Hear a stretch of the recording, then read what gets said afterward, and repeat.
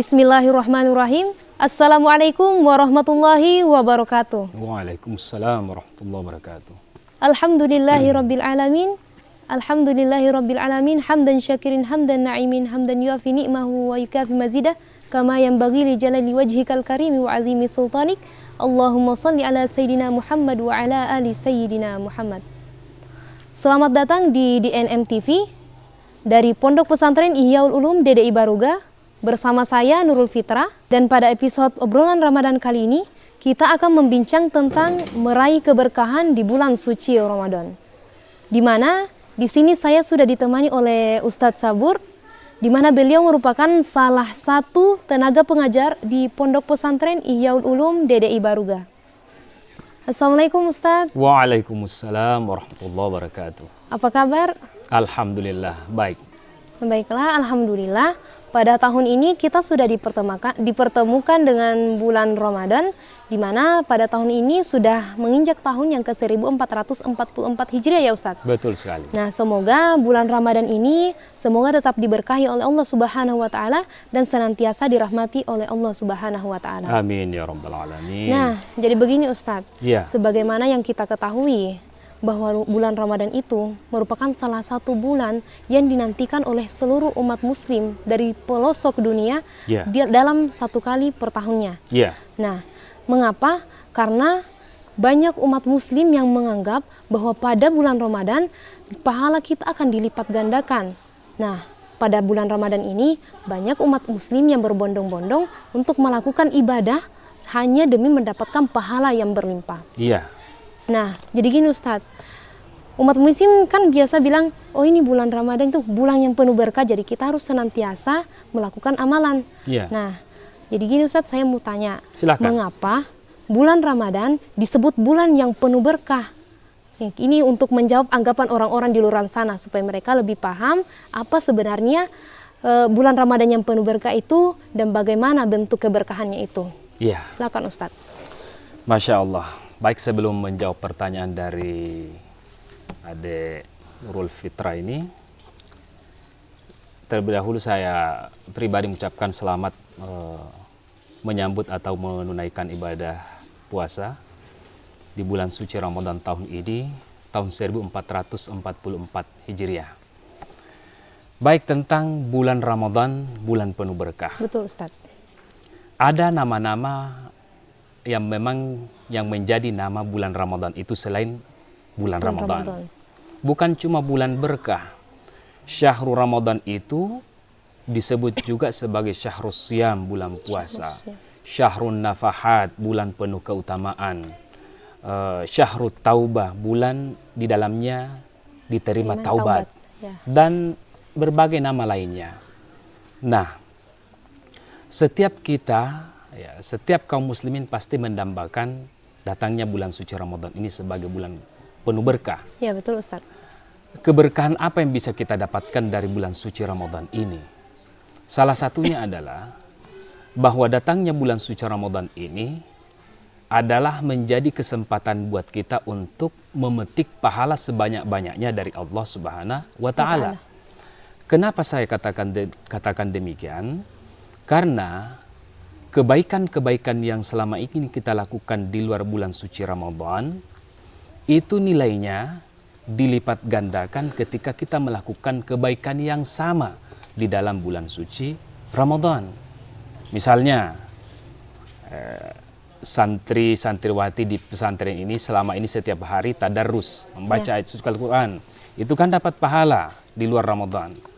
Nah, ketika itu dilakukan di dalam bulan suci Ramadan, nilainya berlipat ganda. Jadi kira-kira Ustadz untuk konotasi perbandingan pahalanya itu kira-kira berapa? Ya, yang jelas perbandingannya itu ada yang dilihat dari pahala sunnah maupun pahala wajib. Ketika itu adalah amalan sunnah, maka itu nilainya adalah sebanding dengan pahala sesuatu yang wajib dilakukan di luar bulan suci Ramadan. Dan ketika itu hal yang wajib kita lakukan, yang kita amalkan, tentu nilainya lebih berlipat ganda.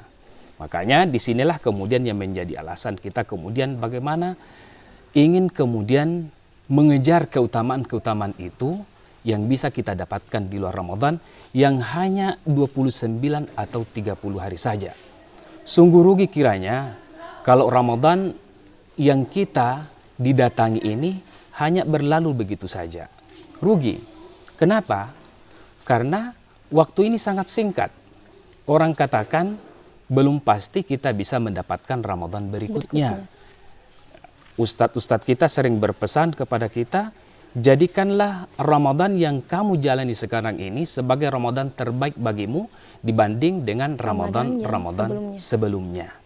Ya, walaupun ya tentunya kita selalu berharap agar setiap Ramadan itu kita selalu dipertemukan oleh Allah Subhanahu wa Ta'ala.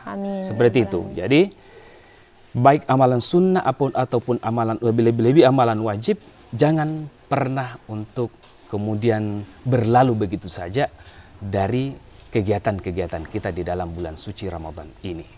Jadi berarti kalau bulan Ramadan kita sebagai umat muslim harus senantiasa membangkitkan semangat, begitu ya Ustadz? Iya, haruslah seperti itu. Karena ini satu hadis saja dikatakan, dari sekian banyak hadis tentunya adik pasti juga sudah paham lah. Di antaranya adalah dikatakan, man shama Ramadhana imana wahtisaban ghufira lahu ma taqaddama min dzambi. Ada juga redaksi mangqama, ya. Dikatakan siapa yang berpuasa di bulan suci Ramadan dengan keimanan dan keyakinan, apa yang akan dia dapatkan? Ghufira lahu ma taqaddama min dzambi, diampunkan dosa-dosanya yang telah lalu. Makanya saya katakan tadi juga, Ramadan juga disebut sebagai syahrut taubah. Bulan diterimanya taubat. Nah, itu salah satu keberkahan yang akan kita dapatkan. Bagaimana pintu taubat itu dibukakan selebar-lebarnya buat kita. Ada kesempatan buat kita untuk kemudian memperbaiki diri, menghapus kesalahan-kesalahan yang terlanjur tercatat. Sehingga kemudian dikatakan, ketika kaum muslimin telah keluar dari bulan suci Ramadan ini, maka dikatakan bagaikan bayi yang baru lahir, bersih kembali, tiada noda, tiada dosa. Kenapa? Sudah diampunkan dosanya. Tentu bagi mereka yang betul-betul meraih keberkahan atau mengejar keutamaan di bulan suci Ramadan. Seperti itu. Baik Ustadz, selanjutnya sebagaimana yang saya ungkapkan tadi di awal pembicaraan kita, bahwa bulan Ramadan merupakan bulan yang ditunggu-tunggu oleh umat muslim di seluruh pelosok dunia. Nah, termasuk kita Ustadz, ya. Nah, pertanyaan saya, mengapa umat Islam selalu merindukan datangnya bulan suci Ramadan? Kira-kira apa alasannya dan apa yang harus melandasi, memang apa yang harus menjadi alasan terbesar mereka merindukan bulan Ramadan itu sendiri? Iya, sangat menarik memang. Kalau kita melihat anak-anak kecil, ya, anak-anak kecil dulu, kenapa mereka ikut merindukan bulan suci Ramadan? Secara sederhananya adalah di bulan Ramadan itu berlimpah kue, berlimpah makanan. Betul, Ustadz. Itu dari sisi duniawi saja itu. Kemudian kita sebagai umat Islam, kenapa kemudian merindukan bulan suci Ramadan ini?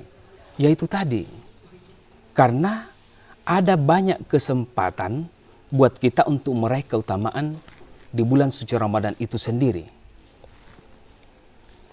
Semangat di dalam beribadah itu betul-betul itu terasa ketika kita berada di bulan suci Ramadan. Selama ini mungkin ada yang hanya sekali seminggu ketemu masjid misalnya. Di dalam bulan suci Ramadan itu, insya Allah tiap malam dia akan hadir di salat tarwih maupun salat witir ataupun ibadah-ibadah lainnya. Kenapa? Semuanya didorong semangat untuk meraih keutamaan itu yang tidak kita dapatkan di luar bulan suci Ramadan. Setelah kita salat tarwih, setelah kita salat witir, banyak di antara saudara-saudara kita itu tidak langsung meninggalkan masjid. Tapi apa yang mereka lakukan? Mereka tadarus. Ya, betul. Di luar Ramadan mungkin kita ada beberapa di antara kita yang mungkin tidak bisa menghatamkan Al-Quran. Tetapi di dalam bulan suci Ramadan, semangat untuk menghatamkan itu 30 hari atau 29 hari itu kita mampu menghatamkannya. Kenapa? Didorong oleh semangat meraih keutamaan itu sendiri. Seperti itu. Jadi kita upayakanlah Ya kalau gini Ustadz, saya jadi tambah semangat nih buat meraih keberkahan di bulan Ramadan pada tahun ini. Iya, seperti itu harusnya. Nah, selanjutnya Ustadz, pasti ada cara-cara tersendiri dalam meraih keberkahan itu. Nah, jadi pertanyaan selanjutnya itu, apa kiat-kiat yang harus dilakukan untuk bisa mendapatkan fadilah Ramadan itu? Ya, baik. Satu kata yang harus kita bentuk dalam pikiran kita sebagai motivasi, bahwa bulan Ramadan ini adalah bulan yang luar biasa. Tetapi ingat, keluarbiasaan Ramadan hanya akan didapatkan bagi mereka yang meluar biasakan pula amalannya. Sekali lagi saya ulangi, keluarbiasaan Ramadan hanya akan didapatkan bagi mereka yang meluar biasakan amalannya. Kalau kemudian Ramadan yang luar biasa ini kita hanya ikuti, kita hanya isi dengan amalan yang biasa-biasa saja, maka tidak akan terlalu terasa keluarbiasaan Ramadan itu. Kalau selama ini di luar Ramadan kita hanya sesekali sholat berjamaah di masjid, kalau itu kemudian juga kita lakukan di dalam bulan suci Ramadan, berarti kita tidak termasuk orang yang meluar biasakan amalan kita. Oh, jadi kalau misalnya kita termasuk golongan orang yang ingin meluar biasakan bulan Ramadan seperti yang Ustadz katakan tadi, berarti semangat yang sebelum Ramadannya harus kita tingkatkan pada bulan Ramadan. Seperti itu harusnya. Seperti membaca Al-Quran. Kalau kemudian di luar Ramadan itu kita hanya mampu 1 halaman misalnya, nah di dalam bulan suci Ramadan kita harus luar biasakan menjadi bertambah. 1 halaman, 2 halaman, 3 halaman, bahkan seandainya bisa 1 juz perharinya. Itu bagi mereka yang ingin meraih keluarbiasaan Ramadan. Sedekah misalnya, di luar bulan suci Ramadan mungkin orang hanya bersedekah seadanya. Nah, dorongan untuk meluar biasakan amalan di dalam bulan suci Ramadan itu kemudian diikuti dengan sedekah di bulan Ramadan yang semakin dia biasakan. Ya, karena apa yang kita inginkan tadi? Karena pahala segala kebaikan yang kita lakukan di dalam bulan suci Ramadan itu akan dilipat gandakan Allah Subhanahu wa taala. Luar biasakan amalanmu untuk meraih keberkahan di bulan yang luar biasa ini. Seperti itu. Jadi intinya bulan Ramadan itu adalah bulan yang sangat luar biasa dan kita harus senantiasa memberi semangat kepada diri kita supaya bisa senantiasa meluar biasakan bulan Ramadan itu sendiri. Melalui pengamalan yang luar biasa pula. Amalan-amalan yang kita lakukan harus ikut kita luar biasakan. Artinya hal-hal yang selama ini kita amalkan di luar Ramadan harus lebih kita tingkatkan. Itu pengertian dari meluar biasakan amalan kita di dalam bulan suci Ramadan. Nah, baik Ustadz. Selanjutnya, kan misalnya biasanya orang itu di luar sana, di bulan Ramadan mereka kadang-kadang banyak tidur, nggak ngaji, bahkan sholat subuhnya biasa ketinggalan karena kelamaan begadangnya tadi malam. Nah, jadi pertanyaan saya, gimana pendapat Ustadz tentang umat Islam yang mengisi waktunya di bulan suci Ramadan dengan kebanyakan tidur? Nah, gitu Ustadz. Ya, ini yang kadang juga menjadi kebiasaan di antara beberapa saudara-saudara kita. Ya mungkin ada berdasarkan pada kalimat an-naumus shaim ibadah. Ya, tidurnya orang yang berpuasa adalah ibadah. Tetapi ini kemudian jangan dijadikan sebagai alasan untuk kemudian mengisi Ramadan kita ini, mengisi puasa kita di siang hari itu hanya dengan tidur. Tidak seperti itu. Tidur hanya kita lakukan sebagai istirahat sejenak untuk melanjutkan lagi amalan-amalan kita. Kenapa? Karena memang tubuh butuh istirahat melalui tidur tadi. Tetapi apa jadinya kalau aktivitas harian kita di bulan suci Ramadan itu hanya kita isi dengan tidur, itu akan menghambat aktivitas lainnya. Jangan jadikan Ramadan itu sebagai bulan bermalas-malasan dengan mengisinya hanya dengan tidur. Tidak seperti itu. Justru Ramadan ini kita jadikan sebagai bulan semangat. Rasa lapar dan dahaga bukan untuk menjadi penghambat buat kita untuk melaksanakan aktivitas harian kita maupun ibadah-ibadah lainnya. Justru melalui dahaga dan lapar tersebut, kita akan terpacu untuk tetap semangat mengisi kegiatan-kegiatan kita sehari-hari, kewajiban kita sebagai santri maupun kewajiban kita sebagai pengajar tetap kita lanjutkan. Tidur tetap kita butuhkan. Nah, disitulah kemudian dikatakan meskipun orang yang berpuasa itu tidurnya tetap dihitung sebagai ibadah, tetap dihitung sebagai hal yang berpahala. Tetapi jangan isi hari kita itu dengan sepanjang hari tidur saja sampai tiba waktunya berbuka puasa. Sungguh rugi, karena banyak sekali amalan-amalan yang kita bisa lakukan yang kemudian tertunda gara-gara kebanyakan tidur itu. Nah, jadi berarti Ustadz, ini orang yang menganggap bahwa tidurnya orang puasa itu adalah ibadah, berarti mereka hanya memandang dari satu sisi ya Ustadz? Iya, artinya tidak kita salahkan juga, tetapi rugi dia. Rugi. Karena kenapa? Banyak ibadah-ibadah yang sebetulnya kita bisa lakukan yang lebih berpotensi untuk mendapatkan pahala yang banyak, kemudian tertunda, tertutupi, tidak bisa kita laksanakan. Kenapa? Karena kita tidur.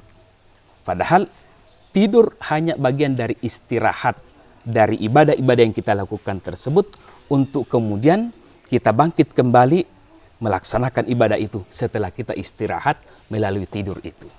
Nah, baik Ustadz. Nah, sebagaimana yang kita ketahui bahwa dalam satu kali bulan Ramadan itu ada yang dikatakan sebagai pahalanya itu dilipat gandakan, pahalanya itu sama dengan 1000 bulan ya Ustadz.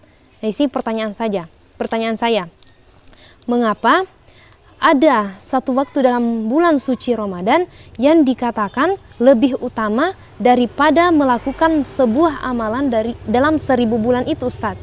Coba jelaskan menurut Ustadz. Selama 1000 bulan ya? Ya, ini sangat jelas dalilnya. Bisa kita lihat pada surah Al-Qadr. Bismillahirrahmanirrahim. Inna anzalnahu fi lailatul qadr. Sesungguhnya kami menurunkan pada malam kemuliaan itu, menurunkan Al-Quran itu pada malam kemuliaan.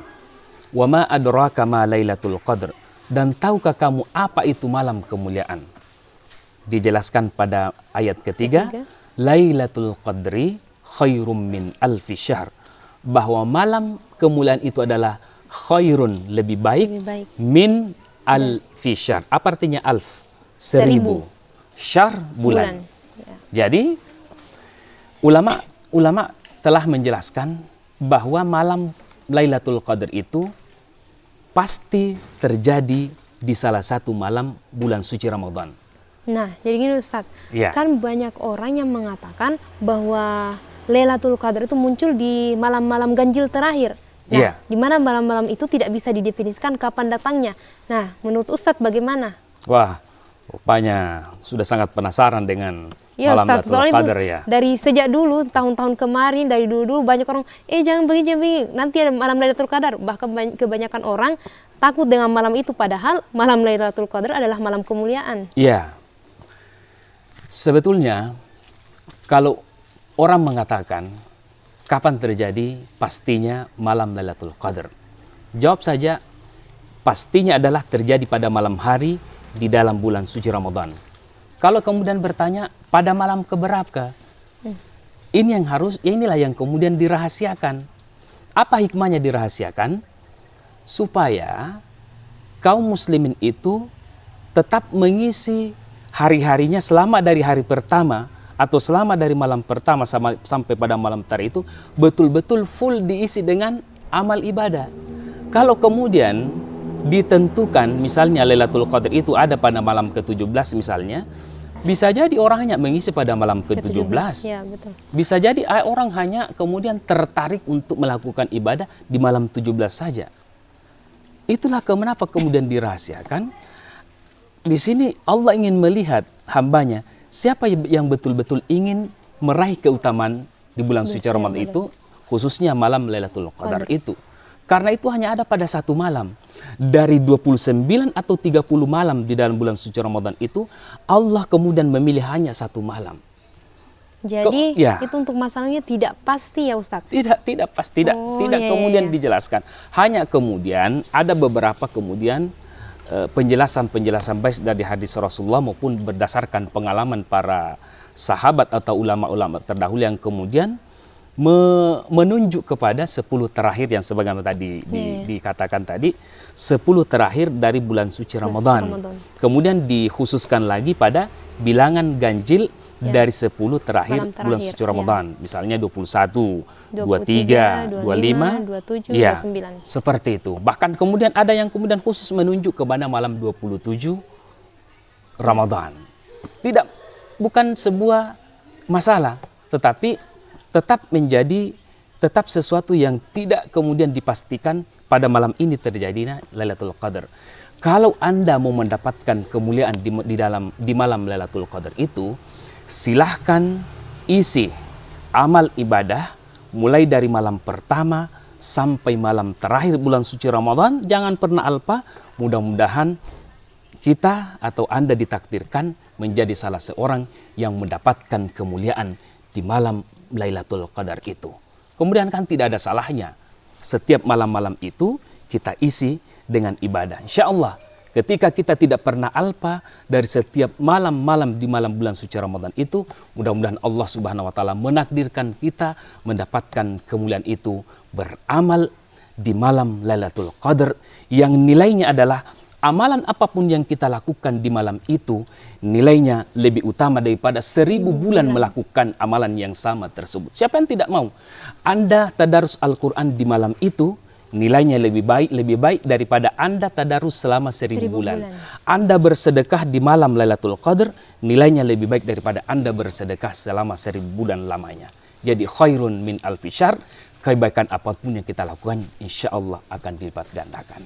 Selanjutnya Ustaz, kan tadi kita membahas tentang malam Lailatul Qadar, di mana malam Lailatul Qadar itu ada yang memprediksi 10 malam terakhir dari bulan Ramadan. Dibilang ganjil. Ya, bilang ganjilnya. Kebanyakan masyarakat luas memiliki pendapat atau berargumen sendiri atau mengira-ngira sendiri bahwa akan lebih afdol jika dilakukan pada sepertiga malam. Jadi bagaimana kira-kira itu Ustaz? Ya, baik. Memang itu juga tidak salah, benar adanya. Karena sepertiga malam itu kan di mana malam itu sebagai malam pilihan. Misalnya kita sholat tahajud, itu sepertiga malam terakhir itu, kalau dibagi 3 waktu malam itu, sepertiga yang terakhir itu kita ambil. Kenapa? Karena disitulah mungkin dari sisi ujiannya hanya orang-orang tertentu yang mampu bangun pada waktu-waktu tersebut. Oh, ujian ngantuk ya Ustaz? Ya, makanya kemudian dipilihlah waktu-waktu yang memang di situ hanya orang-orang yang terpilih yang akan bisa mengisi waktu-waktu itu. Ya, oleh karena itu, kalau kemudian kita mampu, ya makanya kalau misalnya kita mau sahur misalnya, ya kemudian kita dianjurkan untuk di sepertiga itu kita beribadah dulu sambil menunggu masuknya waktu sahur. Misalnya, ya. Kemudian maupun ibadah-ibadah lainnya, ya, kita lakukan pada waktu-waktu yang di saat orang terlelap kita mampu. Yang kedua adalah ketika amalan itu dilakukan di saat banyak orang yang tertidur misalnya, rasa khusyuk itu akan lebih terasa. Jadi lebih tenang ya Ustaz? Di keheningan malam kita terjaga sendiri, beribadah sendiri, tidak ada yang melihat, kita hanya merasa diawasi oleh Allah Subhanahu wa taala. Apalagi yang kita harapkan selain dari Allah pada saat waktu-waktu seperti itu? Kita tidak akan diracuni niat-niat untuk mendapatkan pujian dari orang lain atau riya misalnya. Ya. Kenapa? Karena pada saat itu hanya kita, tidak ada orang lain yang menyaksikannya. Sehingga di situ kemudian insya Allah kualitas ibadah kita pada waktu-waktu tersebut juga insya Allah akan kemudian akan semakin terlihat di hadapan Allah Subhanahu wa Ta'ala seperti itu. Karena hanya kita yang merasa kita saat itu sendiri, terjaga sendiri, beribadah sendiri, tak ada yang melihat, dan kita hanya merasa diawasi dan disaksikan oleh Allah Subhanahu wa Ta'ala. Sungguh bahagia mereka yang bisa memanfaatkan waktu-waktu tersebut untuk kemudian bangkit, melawan rasa ngantuknya, melawan rasa tidurnya untuk bangkit beribadah kepada Allah, berkomunikasi kepada Allah Subhanahu wa Ta'ala. Seperti itu. Untuk yang terakhirnya, kira-kira apa kesimpulan Ustadz mengenai pembahasan kita mengenai keberkahan di bulan suci Ramadan, dan kira-kira saran-saran yang bisa diberikan untuk umat muslim di luar sana? Baik. Sebagai harapan, tentunya dengan datangnya bulan suci Ramadan ini, saya berharap atau kita semua berharap pada saudara-saudaraku kaum muslimin dan muslimat, marilah kita berusaha memaksimalkan tenaga, waktu kita, dan apa yang kita miliki ini untuk betul-betul meraih keutamaan di bulan suci Ramadan ini. Kita mampu bersedekah, bersedekahlah. Luar biasakan sedekah Anda di dalam bulan suci Ramadan ini. Anda mampu membantu orang lain, bantulah. Segala bentuk kebaikan yang bisa kita lakukan di bulan suci Ramadan ini jangan sampai terlewatkan begitu saja. Karena apapun bentuk kebaikan yang kita lakukan di dalam bulan suci Ramadan ini, semuanya akan dilipat gandakan oleh Allah Subhanahu wa Ta'ala. Semoga kita semua senantiasa diberikan kesehatan, kekuatan untuk mampu menggunakan, melelahkan diri ini semuanya untuk kebaikan-kebaikan tersebut. Biarkan diri kita lelah beribadah, biarkan diri kita lelah melakukan kebaikan, agar tidak ada lagi tenaga kita untuk melakukan keburukan-keburukan. Semoga Allah Subhanahu wa Ta'ala menerima atau melipat gandakan segala ibadah puasa kita, segala amal ibadah kita di dalam bulan suci Ramadan ini, dan insya Allah menjadikan Ramadan kita tahun ini sebagai Ramadan yang terbaik dibandingkan dengan Ramadan sebelumnya. Itu. Amin ya Rabbal Alamin. Nah baiklah, terima kasih Ustadz atas waktu yang diluangkan pada episode kali ini. Sekian pula episode kita pada kali ini. Semoga bermanfaat untuk kita semua, dan sampai jumpa pada episode berikutnya. Saya Nurul Fitra dari Pondok Pesantren Ihyaul Ulum DDI Baruga mengucapkan wabillahi taufik wad da'wati wal irsyad minallahil musta'an wa alaihi tiklan. Assalamualaikum warahmatullahi wabarakatuh. Waalaikumsalam warahmatullahi wabarakatuh.